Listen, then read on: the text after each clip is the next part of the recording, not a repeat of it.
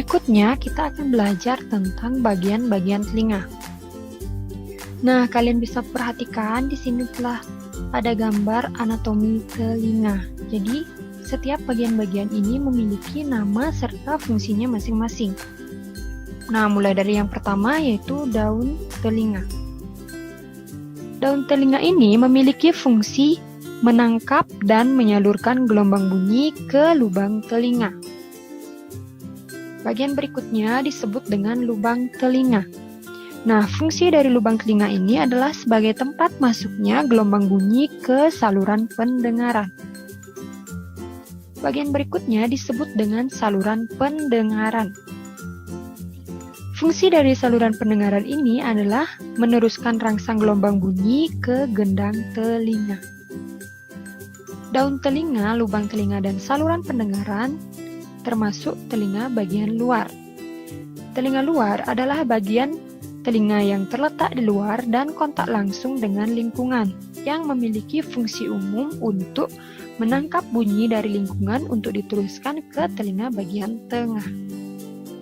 Bagian berikutnya yaitu gendang telinga, atau bisa juga disebut dengan selaput gendang atau membran timpani. Fungsinya adalah mengubah bunyi menjadi getaran. Bagian berikutnya yaitu tulang pendengaran. Jadi ada 3 macam tulang pendengaran yang disebut dengan tulang martil, tulang landasan, dan tulang sanggurdi. Nah, fungsi dari tulang pendengaran ini adalah memperkuat dan menghantarkan getaran ke saluran telinga dalam. Bagian berikutnya yaitu disebut dengan saluran eustasius. Fungsi dari saluran eustasius ini adalah menjaga keseimbangan tekanan udara di dalam dan di luar telinga. Jadi, tulang pendengaran, saluran eustasius, dan gendang telinga merupakan bagian dari telinga tengah. Telinga tengah ini berfungsi untuk mengubah gelombang bunyi yang ditangkap telinga luar untuk menjadi getaran. Bagian berikutnya yaitu kalian bisa perhatikan di sini ada 3 saluran setengah lingkaran. Ini yang pertama, yang kedua, dan yang ketiga. Nah, fungsi dari 3 saluran setengah lingkaran ini adalah untuk menjaga keseimbangan tubuh. Berikutnya, ada bagian yang disebut dengan rumah siput atau koklea, di mana fungsi dari rumah siput atau koklea ini adalah mengubah getaran menjadi impuls dan meneruskan ke otak. Bagian berikutnya ada saraf pendengaran, di mana saraf pendengaran ini berfungsi mengumpulkan semua getaran yang diterima untuk dikirim ke otak dan diproses oleh otak. Kemudian bagian yang terakhir itu disebut dengan otot pendengaran. Fungsi dari otot pendengaran ini adalah membantu kerja dari saraf pendengaran. Nah, berikutnya yaitu telinga bagian dalam ini terdiri dari 3 saluran setengah lingkaran, rumah siput, saraf pendengaran, dan otot pendengaran. Telinga bagian dalam berfungsi sebagai pusat kendali dari indera pendengaran untuk mengubah getaran menjadi impuls dan meneruskan ke otak melalui saraf pendengaran. Nah, demikian bagian-bagian serta fungsi-fungsi dari telinga. Berikutnya kita akan membahas tentang cara kerja telinga. Nah, bagaimana cara kerja telinga? Yang pertama, bunyi yang berasal dari lingkungan akan ditangkap oleh daun telinga untuk diteruskan ke lubang telinga. Nah, bunyi yang telah ditangkap tadi setelah diteruskan ke lubang telinga akan diteruskan ke gendang telinga melalui saluran pendengaran.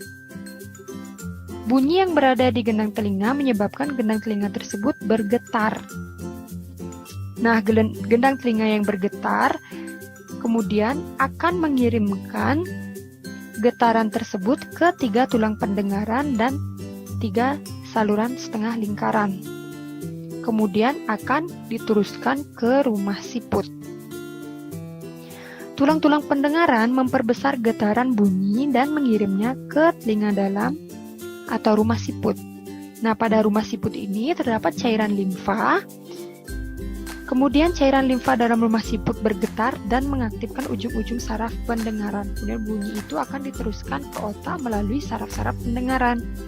Saraf pendengaran membawa sinyal bunyi ke otak, kemudian otak akan menerjemahkan bunyi agar dapat kita pahami, sehingga bunyi itu dapat kita dengar. Nah, demikianlah cara kerja dari telinga. Mengapa bunyi bisa kita dengar? Selanjutnya, kita akan belajar tentang gangguan atau penyakit pada telinga. Yang pertama yaitu tuli atau tidak dapat mendengar. Kelainan ini dapat dialami sejak lahir dan dapat juga setelah dewasa.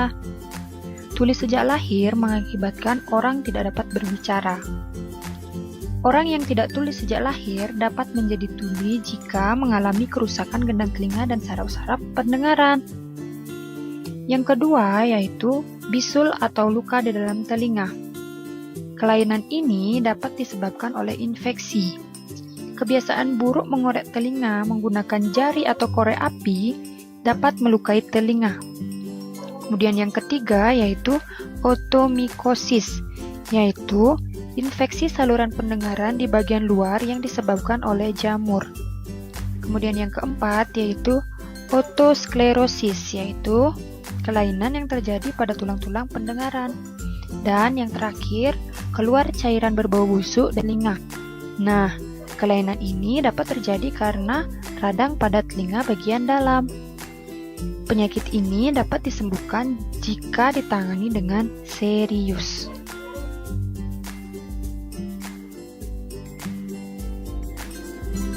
Selanjutnya, kita belajar cara menjaga kesehatan telinga. Nah, cara yang dapat kita lakukan yang pertama yaitu menjaga kesehatan telinga dengan cara membersihkan menggunakan benda-benda yang lembut. Menjaga kebersihan telinga agar lubang telinga tidak tersumbat, harus berhati-hati supaya tidak merusak gendang telinga. Yang kedua yaitu menghindari suara keras dan bising, misalnya suara mesin atau